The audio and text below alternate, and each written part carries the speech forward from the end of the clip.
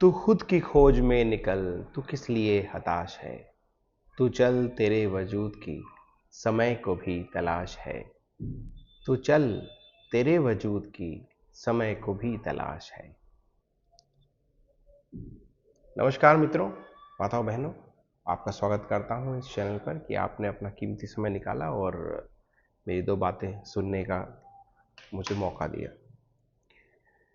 आज का टॉपिक है कि क्या आप किसी भी गेम को या सिचुएशन को एक्सेप्ट करते हैं या डिनायल मोड पे रहते हैं। क्या आप रूल ऑफ द गेम को समझते हैं।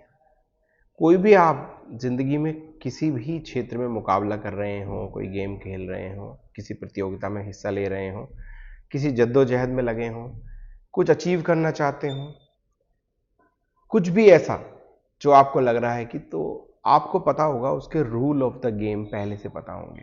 आप किसी एग्जामिनेशन वगैरह में अगर अपेयर हो रहे हैं तो आपको उसके टर्म्स एंड कंडीशंस पता होंगी, उसकी एलिजिबिलिटी कंडीशंस पता होंगी, उसके आउटकम के बारे में भी आपको मोटा मोटा एक रफ आइडिया होगा कि इसका आउटकम क्या होने वाला है। तो इन सारी सिचुएशंस को देखते हुए, इन रूल्स को समझते हुए, बातों को पूरी टर्म्स एंड कंडीशन, रेगुलेशंस, सभी चीज़ों को ध्यान में रखते हुए ही उस गेम में आप उतरते हैं और फिर जो भी आउटकम होता है आप उसको एक्सेप्ट करते हैं। लेकिन बहुत से लोग क्या है कि वो थोड़ा डिनायल मोड पे रहते हैं, वो एक्सेप्ट नहीं करते हैं उन चीज़ों को और वो मानते ही नहीं कि, तो जैसे कहते हैं ना कि मीठा मीठा गप गप और तीखा तीखा थू थू। तो अगर वो चीज़ मेरे फेवर की हो जाए, मेरे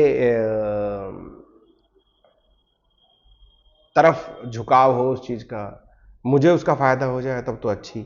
लेकिन अगर वो मेरे अगेंस्ट जा रही है या वो चीज़ों का मुझे कुछ बेनिफिट नहीं मिल रहा है उस तरह से जिस तरह से मैंने उम्मीद की थी, तो हम फिर उस गेम को ही नकारने लग जाते हैं या उन टर्म्स एंड कंडीशन को ब्लेम करने लग जाते हैं जो कि हमें पहले से पता थी, बिफोर अपियरिंग और before participating in that particular game और battle war situations in whichever way you want to see it। आपको पहले ही रूल्स एंड रेगुलेशन उस चीज़ के पता थे, मगर फिर भी आप एक डिनायल मोड पे रहते हैं कि अगर रिजल्ट मेरे फेवर में आ गया तो ठीक, अदरवाइज मैं इसको ही ब्लेम कर दूंगा। आजकल के अगर पॉलिटिकल सिनेरियो से मैं इसको जोड़ूं, हालांकि इसको मैनेजमेंट और दूसरी हम अलग अलग फील्ड से भी इसको समझ सकते हैं, क्योंकि अभी लेटेस्ट टॉपिक है और परसों रिजल्ट आने वाला ही है। तो एक क्योंकि बहुत 5 साल में होने वाला है बड़ा इवेंट है, स्पेशली लोकसभा रिलेटेड, और अब ये हुआ, इसका जो भी आउटकम होगा, बहुत सारे लोग फिर भी डिनायल मोड पे जाएंगे, उसको एक्सेप्ट नहीं करेंगे उस सिचुएशन को कि in whichever way, in whichever side it going to show its mandate. तो आपको रूल ऑफ द गेम तो पहले से पता थे। अब कुछ लोग बोलेंगे भाई ये ईवीएम पे ब्लेम करना शुरू कर देंगे, तो ये स्पोर्ट्समैन स्पिरिट की तरह अगर देखा जाए ना, ये पार्टिसिपेंट स्पिरिट है ही नहीं कि आप ईवीएम को ब्लेम करना शुरू कर दो। फिर आप कैंपेन को इस तरह से कहेंगे कि भाई नहीं, इन्होंने हिंदू मुस्लिम कर दिया, या इन्होंने तो झूठी बातें फैलाई संविधान को उड़ाने के लिए, या झूठे वादे किए। साम दाम दंड भेद, जो जब उस मैदान में उतरा है ना, आपको समझना पड़ेगा कि सामने वाला अपने सारे वेपन ट्राई करेगा, अपने सारे हथकंडे अपनाएगा, और ये रूल ऑफ द गेम आपको पहले बता दिए गए हैं। अगर यहाँ इस सिचुएशंस के रेस्पेक्ट में कहें तो इलेक्शन कमीशन और इलेक्शन जब से भारत में चले आ रहे हैं, आपको पता है कि ये रूल्स ऑफ द गेम होंगे। पहले बैलेट पेपर पे होते थे, उसके बाद टेक्नोलॉजी का साथ लिया गया, क्योंकि इतना बड़ी डेमोक्रेसी में इतने वोट गिनना और इतना पेपर का यूटिलाइजेशन, उसमें देयर वाज सम इश्यूज। फिर वो सबने एक्सेप्ट किया, उसके बाद हम उसे नकारना, तो नकारने को तो क्या, जैसे कहते हैं ना कि गेम में भाई मैं नहीं देता पारी, या मैं नहीं मानता और रोमंटी हो गई, इस तरह की बातें बोलते हैं ना स्लैंग लैंग्वेजेस में, या देहाती में अगर हम बोलेंगे नहीं नहीं नहीं, मैं नहीं मानता रिजल्ट को, मैं तो मानो, तुम्हारे मानने से क्या फर्क पड़ता है। तो मैं एक्चुअली जिस तरह से अगर किसी के कान में सही से बात जा रही है अगर पॉलिटिकल पार्टीज में, तो उनको ये समझिए कि कोई भी, ये चाहे रिश्तों में भी जब ये जंग चल रही होती है ना, कहीं दो लोगों में कंपटीशन होता है, जैसे फॉर एग्जांपल मेरा फेवरेट जो रिश्ता कंपटीशन का, वो साडू साडू भाई का होता है। तो अगर दो साडू भाई हैं भाई, उनमें कि कुछ उसकी स्ट्रेंथ होगी, कुछ उसकी स्ट्रेंथ होगी, तो अगर वे कंपटीटर हैं, भाई भाई हैं तो भी ऐसा होगा, बहन बहन हैं तो भी। हालांकि साडू साडू वाला मेरा थोड़ा फेवरेट रिश्ता है कंपटीटर में। जरूरी नहीं है वो एक दूसरे को कंपटीटर मांगते हो, लेकिन एक नैसर्गिक स्वभाव आ जाता है, जिज्जा जी वाला फीलिंग होती है ना उसमें। और ऐसे ही देवरानी जेठानी वगैरह में ये सब चीजें होती हैं कि इसके पास ये चीज है, उसके पास ये चीज है। चलिए फैमिली वाला मैं जब अलग से वीडियो बनाऊंगा थोड़ा और इसको डिटेल में पूरा अच्छे से आपको समझाऊंगा।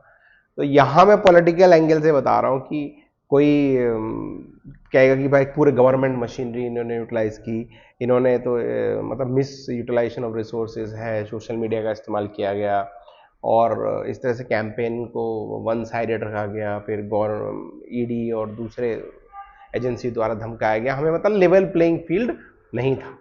भाई दुनिया में कभी भी एक बात मान के चल लीजिए आप, दुनिया में कभी भी लेवल प्लेइंग फील्ड होता ही नहीं है। There is always challenger, there is always a protector, defendant होता है जो इसको मुकाबला करने के लिए, ये हमेशा चलता ही रहता है। तो आप ये देख लीजिए, या तो जब रूल ऑफ द गेम आपको पता है पहले से, तो आपको पिच बदलनी आनी चाहिए, या जो पिच है उसका फायदा उठाना आना चाहिए। जैसे क्रिकेट के उसमें कहते हैं ना कि अगर इस स्पिनर को मदद कर रही है या फास्ट बॉलर को मदद करे, तो आपको उसी हिसाब से स्ट्रेटेजी बनानी पड़ेगी कि सामने वाली पे आप किस तरह से भारी पड़े, क्योंकि टर्म्स एंड कंडीशन पहले से क्लियर कट हैं। आपको एक्सेप्ट करना आना चाहिए, आपको स्ट्रेटेजाइज करो अपनी अपनी चीजों को। तो आप रूल ऑफ द गेम के अगेंस्ट जा रहे हैं। बहुत से कम्पिटिटिव एग्जाम में बच्चे जैसे सेलेक्ट नहीं हो पाते हैं तो बोलते हैं अरे यहाँ चीटिंग हो गई, अरे यहाँ सब धांधली हो रही है, अरे पैसा चलता है यहाँ, ये चलता है।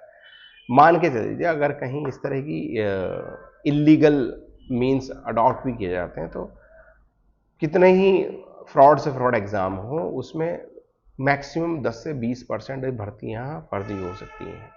हाँ, मैक्सिमम 20%, बस बहुत से में तो हो सकता है निल परसेंटेज में। बहुत सारे इंस्टीट्यूशन ऐसे हैं जो बिल्कुल इंडिपेंडेंट करते हैं, लेकिन 20% से ज़्यादा नहीं, 80% फिर भी वहाँ पे बिल्कुल बढ़िया तरह से सिलेक्शंस होते हैं और उनको आगे मौका दिया जाता है अपने काम में।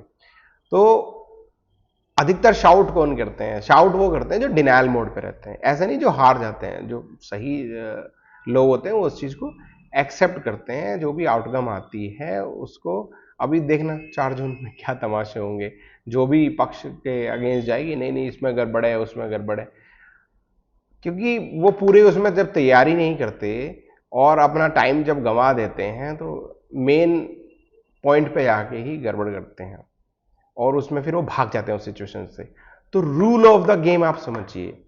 इसको मैं आप हिंट ऐसे दूंगा कि अगर मान लो 2 लोगों में कंपटीशन है या 2 पार्टी में कंपटीशन है, या आप अगर रूल ऑफ द गेम नहीं बदल सकते तो आपको पिच बदलना होगा, अपने स्ट्रॉन्ग पॉइंट पे ले जाना होगा उसको। ऐसा नहीं है कि वो इस बात को फॉलो कर रहा है तो उसके पीछे आप लग जाइए। आपको अपना नैरेटिव सेट करना होगा, आपको अपने स्ट्रॉन्ग पॉइंट में लाना होगा। हमारे यहाँ वैसे भी एजुकेशन सिस्टम में एक थोड़ा सा हमें बचपन से थोड़ा सा गलत प्रोग्रामिंग मैं कहूँगा। ऐसा कहा जाता है कि हमें अपने वीक पॉइंट्स पे काम करने के लिए बहुत ज़्यादा जोर दिया जाता है कि इसकी इंग्लिश वीक है तो इसे इंग्लिश पे ध्यान देना चाहिए, इसका मैथ्स वीक है तो इसे मैथ्स पे थोड़ा सा ध्यान दो, इस पे ट्यूशन दो। जबकि अगर देखा जाए तो ज़्यादा रिजल्ट आपको तब ज़्यादा मिलेंगे जब उसका जो स्ट्रॉन्ग पॉइंट होगा, जिसमें वो बहुत ज़बरदस्त है, अगर उसी पे उसको ज़्यादा फोकस कराया जाए, उसी से उसको सही कैरियर मिलेगा और वहाँ से वो कमाल कर जाएगा। क्योंकि वीक पे तो वीक है ही, अगर वहाँ से वो 33 से अगर 50 तक भी पहुँच गया, कहने को उसने 1.5 गुना तरक्की कर ली, मगर वो बहुत ज़्यादा कुछ अचीव उसमें कर नहीं पाएगा। ऑन द अदर साइड जो उसका स्ट्रॉन्ग पॉइंट है, मान लो इफ ही इज स्कोरिंग 80 इन सम वे, और वहाँ पे जब वो बढ़त लेगा और वो 90-95 की तरफ जाएगा, तो he will become genius in that particular subject और पर्टिकुलर फील्ड। तो ये बात समझने की है कि अपने स्ट्रॉन्ग पॉइंट्स पे आपको काम करना चाहिए। और जब गेम के रूल पहले से सेट हैं, और जब जैसे कहते हैं ना, जब 2 या 2 से ज़्यादा लोग किसी चीज़ के लिए फाइट आउट कर रहे हैं और आप उसमें उतरते हैं, और जाहिर है अगर विनर एक ही होगा तो उसको हमें एक्सेप्ट भी करना आना चाहिए और हमें उसको बिल्कुल रेस्पेक्ट भी करना चाहिए, क्योंकि जब आप एक्सेप्ट करेंगे तभी आप उसकी रेस्पेक्ट करेंगे, और जब आप एक्सेप्ट कर लेंगे वहीं से ही आपकी ज़िंदगी में भी चेंज आना शुरू हो जाएगा, चाहे वो पार्टी लेवल पे हो, चाहे पर्सनल लेवल पे हो, चाहे वो फैमिली लेवल पे हो, किसी भी स्तर पे हो। जब तक आप उस चीज़ को एक्सेप्ट नहीं करेंगे तब तक आप परिवर्तन करने की शुरुआत ही नहीं करेंगे।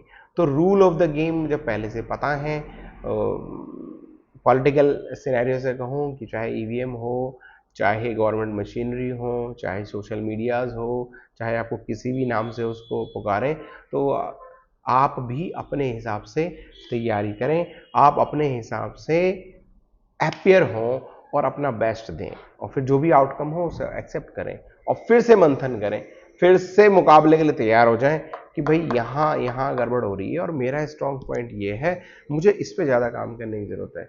और जब आप उन चीज़ों पर काम करेंगे तो निश्चय ही आपको उसमें सफलता मिलेगी और आप फिर बेईमानी बेईमानी नहीं चिल्लाएंगे, आप उसको एक्सेप्ट कर लेंगे।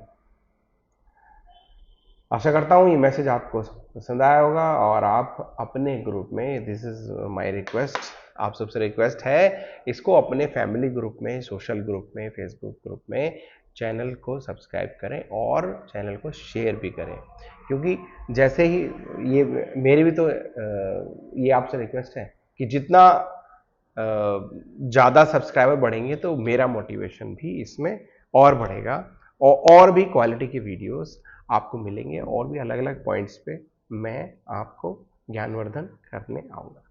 बहुत बहुत धन्यवाद। जय हिंद, जय भारत।